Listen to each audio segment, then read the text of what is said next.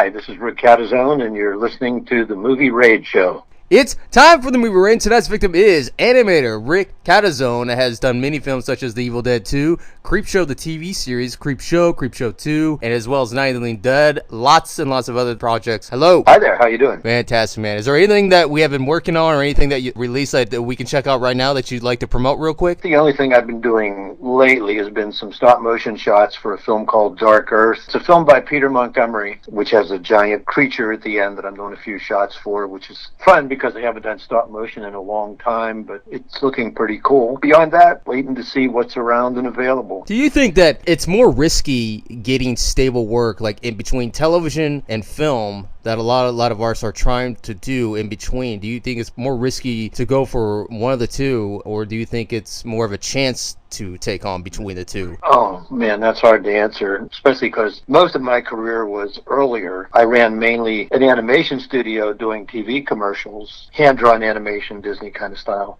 and puppet animation, and later when computer animation came along, then we offered that too. The reality is movies don't generally come around all that often. Now if you're like the top name in the field, particularly in, say, makeup effects, yeah, you can pretty much find film after film after film. Work in animation, I think, was a little tougher to locate. And now, with so much being CG, you're competing against whatever companies are out there all doing CG and bidding wars on who's going to get the lowest price, but still get a named studio, and should you work for the named studio or the other named studio, it can be pretty daunting, I think. Would you say it's also almost like a swap out type of industry, especially now, especially if you have more skills and so forth, and it's rapid and as well as very competitive? Do you think that even though you're skilled and so forth, you can easily be swapped out with somebody else because the companies are constantly in that competition? I think more so with computer work. You know, if you're a traditional artist, not that there aren't people that can replace anyone, right? But if they're looking for a certain quality or look, or they've seen your work, and it's traditional work, whether it's sculpting or stop motion work or animation work or whatever,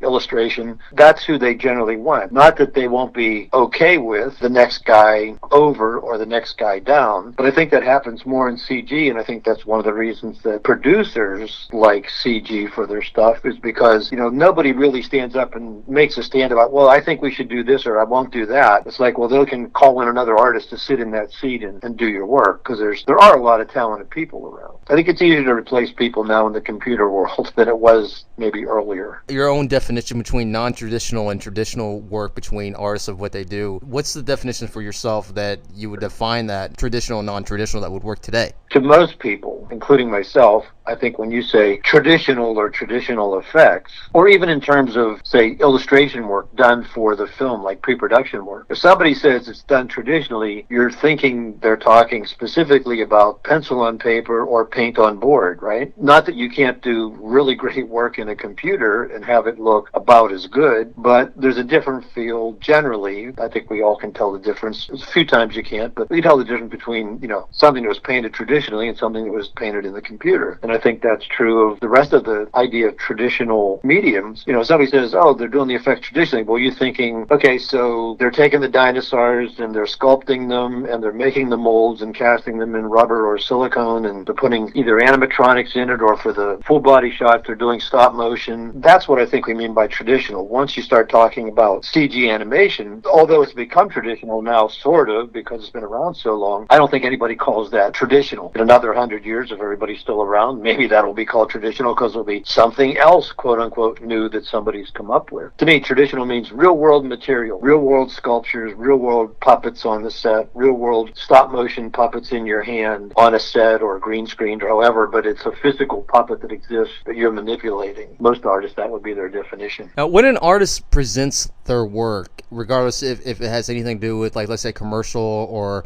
stop animation of their own work and so forth, or even past work itself, is it best to be selective of the kind of work they have done? Can it only limit them of what their worth is depending where they showcase their work at? Again, when I ran my studio, it was a small studio for sure, but I always tried to be broad enough to offer what somebody wanted. So I was mainly an animation studio, so I did the hand-drawn animation, then I developed and began to incorporate stop motion for when those jobs might be available. And then when computers came along, I learned that so that I could be able to provide provide computer animation if that's what somebody wanted. I never wanted to be in the position where maybe an agency would call and say, hey, we have this spot we want to do, and do you do computer animation? If you don't do it at that point, sometimes the conversation never goes any further because they have in their head, this has to be computer, or they want it to be computer. And so my idea was, to me as an animator, I'm animating. Whether I'm over in the playground of drawing it, or I'm in the playground of making puppets and animating it with my hands with stop motion, or I'm in another playground animating it in the computer, I'm still doing the animation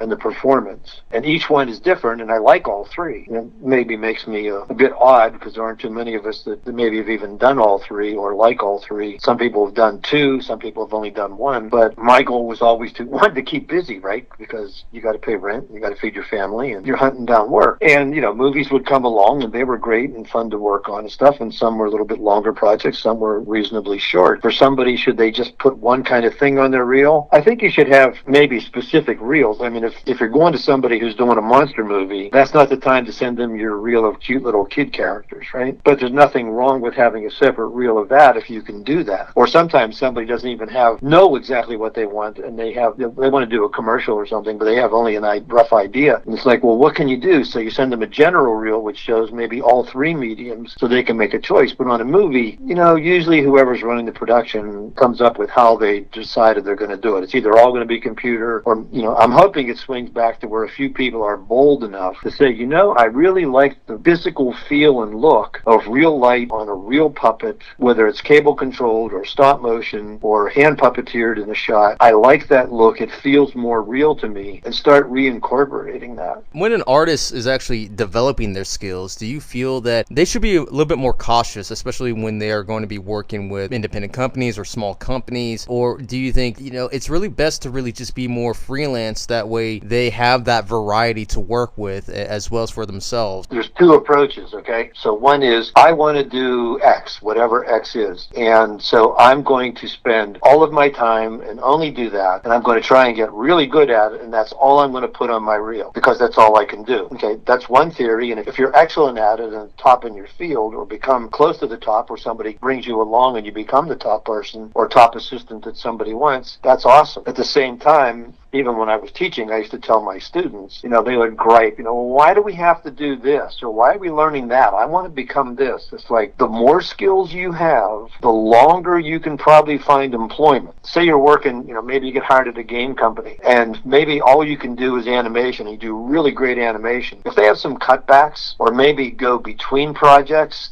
and they have to lay off staff, when they're developing new things, they don't have a use for an animator. Might they lay off an animator? Well, probably not the top guy, but if you're the fourth guy down, if that's all you can do, maybe you don't have a job. But if you're also good at, say, storyboarding or concept sketches, designing characters, as well as animating, there's a good chance that between a guy who can do all that and a guy who can just animate, if they have to cut a person, who's getting cut? Well, the guy with one skill. I'm a big advocate of developing as many skills as you can that are related and as practical, but picking one that you really are trying to call your own and be the main thing you wanted to be. I mean, I wanted to be an animator when I started, and that was my goal, and I started as an animation cameraman because that was the position they had open. So I learned everything about the animation camera and how to do all of that, and that led to other knowledge. And then I kept pursuing things on the side on my own with stop motion, and I was the one that brought stop motion into the first studio I was with, and then kept developing it on my own. And then when computers came along, it was another playground, and I started experimenting. And I'm not the top rigger, but I can rig my characters and they work fine. I'm not the top modeler, but if I have to model something, I can model it. If I have to animate it, I can animate it. But without the other two skills, unless somebody gives me the other parts, I can't animate anything, right? Unless I have a skill to maybe make the model as well as rig it, then I can go animate it. So related skills are always good to have. I've always considered anybody that had related skills and more than one skill far more valuable than a single trick pony, if you will. Within the industry, in this profession, can it actually shorten somebody's career based off what they're providing of the kind of work given? Do you think there's actually some kind of a limit to their career, like there can be an end to that, or do you think it can be a shortened career, or if they provide just enough that they can make a certain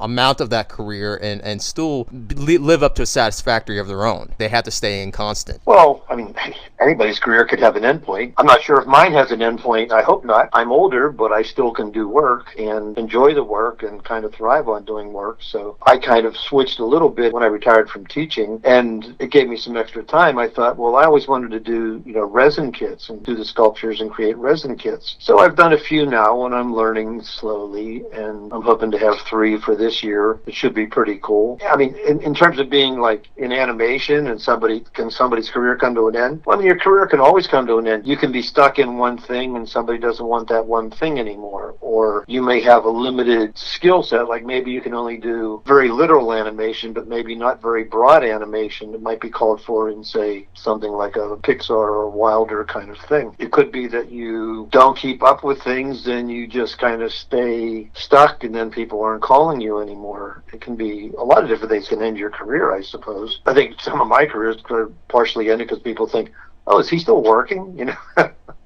And it's like, yeah, I still work. I like to work. I'm not out there pounding the pavement so that I can, work a solid 6 months night and day on some film, but I'd love to do some shots and contribute and stuff. I won't want to be doing like I did when I was on, say, Creepshow 2, where you get up at 6 in the morning and you go into the studio earlier before anybody else gets there. So since I was directing the animation and stuff besides doing most of it and supervising the whole thing, I go in an hour or two early to get head start on my scenes, because during the day while I'm working on my scenes, I've got everybody in the world coming in asking me for various decisions or what they need next, or is this okay this way, or do you need changed, and then stay after work a little bit, go home and eat dinner and see my kids and help them with their homework, and then after that work until about midnight on my home studio finishing animation on the Creep or something, and then get up the next day and do that for like 6 months straight. That's not something I would really probably go after at this point in my life. I'd love to do the work, certainly, but I won't want to be the single man handling everything again, but I'd love to do shots, sure. Go ahead and plug in any websites or anything that you care to add, that any kind of advice that you'd like to give or anything related to it. Well, my website, if anybody is curious and wants to poke around and look at things I've worked on and some stills from me and George Romero and Mike Gornick together and stuff, some of my animation, certainly a resume, and it's rickcatizone.com. And I guess the last full animation, hand-drawn animation we did was for Greg on the first season. We only did the first season for the Creepshow TV series. I think there were maybe 8 or 9 vignettes we did, I think, of the Creep. Greg wanted a sort of reprise from the end of the first film where the Creep has the comic book and pulls it in close, the candle blows out and stuff. So we kind of replicated that scene with the new Creep for him. So it was a fun little project too. They were talking about, can you stay in the same place or should you keep moving? I mean, I've always tried to learn new things. Whenever it came time to do this, when Greg wanted to do it, I said, well, this should be cool because things that we wouldn't have been easily able to do back in 1982 or 81 actually, when we were working on Creepshow, now I can achieve in the computer. So besides doing the hand-drawn animation, I did hand-drawn shapes for the highlights on the character, and then created the shadows digitally from the master drawings, and then shot all these as separate elements, and then I could control the, how much glow something had on them and how much was softened, and, really be able to finesse the look. So, there were a lot of different digital layers putting this together, including the one trickier shot where he has, I don't know if you've seen that, but he opens the door and he has this lantern in his hand. And of course, nobody can draw a very detailed lantern and keep the structure consistent. Disney used to do that by making a model, filming the model and tracing it, like in Pinocchio's cage, because nobody could ever really animate that without it wobbling all over. So for the lantern, I got a CG lantern that I found that was just like the one they wanted. I animated the Creep going through the motion of gesturing in and moving the lamp behind him. And after I had the animation, hand-drawn animation done and the compositing done, I then took that into my 3D program and put it behind there and animated the CG light so it looked like it was in his hand and would swing appropriately based on his movement. And then the final passes actually were to add glows on the lantern and then add a separate mat of his hand so that it could overlap the handle, because the lantern is actually in front of the drawing. And so it was a nice little complicated combination 3D and 2D piece, along with a lot of compositing, which I did all the compositing and stuff, and the CG work completely myself. So I like the challenge, I like the fun of doing it, but that was probably the most unique. And again, adding things to your repertoire. There you have it, everybody. That is animator Rick Catizone.